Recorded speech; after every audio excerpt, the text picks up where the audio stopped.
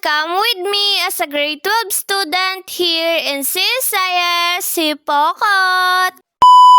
So for today's video ay eto nga rin pala yung mga kaganapan ko nung Martes. Bale, sa mga oras nga pala nito ay alas 5 na. Then ayun, kakagising ko pa nga lang pala. Niligpit ko na nga rin pala yung pinagigaan ko dyan kasi nga naman sa Kalagbangan nga pala kami papasok. Ihahatid kasi ako ni Kuya kaya naman kailangan ko nga rin pala magmadaling mag-asikaso. Meron kasing OJT si Kuya, then yung pasok nga pala noon ay alas 8. Kaya naman ayan, nagtimpla na nga lang pala ako dyan ng Milo. Then kumain na rin ako ng tinapay. Pagkatapos nga pala noon ay nagtoothbrush na nga rin ako. Then syempre, naligo na rin nga ako kaagad. Bale, hindi na nga rin pala ako dyan nakapag-hairstyle kasi nga naman matatagalan pa nga rin pala. Basta tinali ko na nga lang yung buhok ko para hindi maging magulo kapag bumiyahe na kami ni Kuya. Sa mga oras din nga pala nito ay hinihintay ko na nga lang pala si Kuya matapos mag-asikaso. Syempre, nung matapos na nga rin pala si Kuya ay agad na nga rin pala kaming umalis. Kaya din pala ngayon ko lang ito na-post kasi nga naman nagkaroon nga rin pala ng problema yung CapCut ko. Hindi ko nga alam kung bakit kasi hindi naman na-storage yung cellphone ko. Gawa na dinelete ko na nga rin pala yung mga hindi naman kailangan na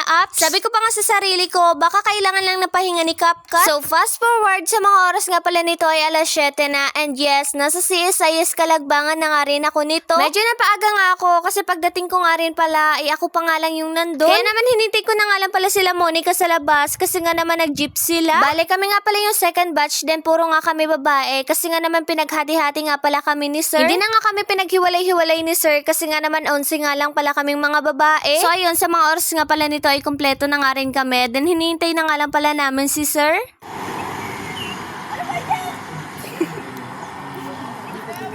So ayun, hindi na nga rin pala ako nakapag-take na video dyan. Kaya naman ayan, recess time na nga rin pala namin sa mga oras na yan. Shoutout din nga pala dito kila ate and kuya kasi nga naman hindi ko naman alam yung mga pangalan nyo. And syempre, good luck na nga rin pala sa inyo.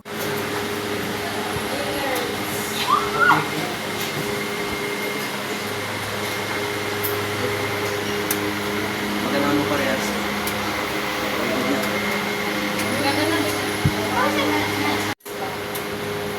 Tapos may nalang bigay.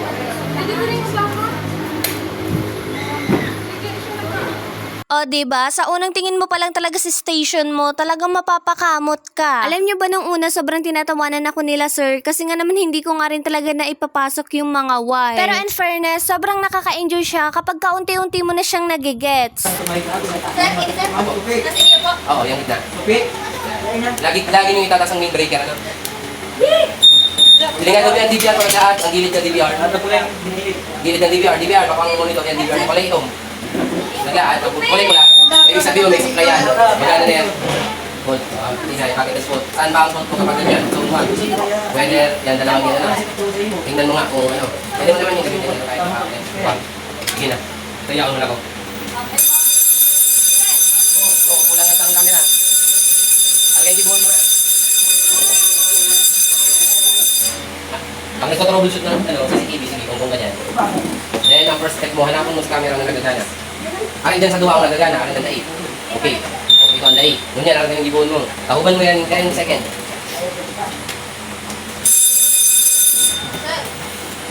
Yan.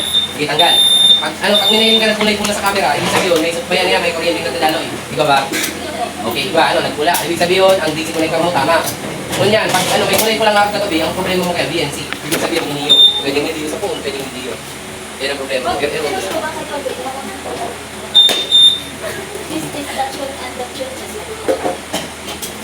Pwede niya din ang problema.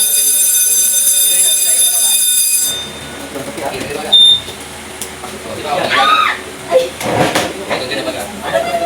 Walang yan dapat. 10K.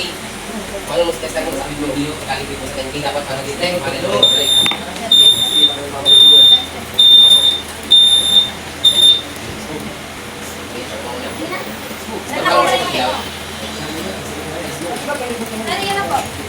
Ayan, dapat ito ha. Pag nalibawa mo yung video.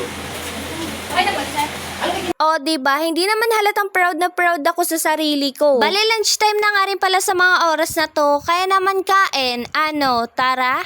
Tara! Sa may kantin na nga lang pala kami kumain yan kasi nga naman sobrang init nga rin talaga sa mga oras na to. So fast forward, alas 4 na nga rin ito and hindi na nga rin talaga ako nakapag-video. Hindi ko na nga din natapos yung fire alarm kasi nga naman sabi ni sir, next meeting ko na nga lang pala daw gawin. Hindi na nga ako nagpasundo kay kuya sa Kalagbangan kasi nga naman ang sabi ko, hihintayin ko na nga lang siya sa food court. Medyo maaga pa naman kasi, kaya naman magko-commute na nga lang ako papunta sa Sipokot. No choice nga kami kasi walang dumadaan na jeep, kaya naman ayan, sa bus nga pala kami sumakay. Alam mo ba, first time ko lang sumakay niya sa bus kasi nga naman ang ate nyo, sobrang mahihiluhin. Mas gugustuhin ko pa nga makipagsiksikan sa jeep kaysa sumakay sa bus na may aircon. Pero buti na nga lang kasi itong sinakyan naming bus ay walang aircon. So bali hanggang dito na nga lang pala itong vlog na to kasi hindi na ako nakapag-take ng video, kaya naman, see you on my next vlog. Bye-bye!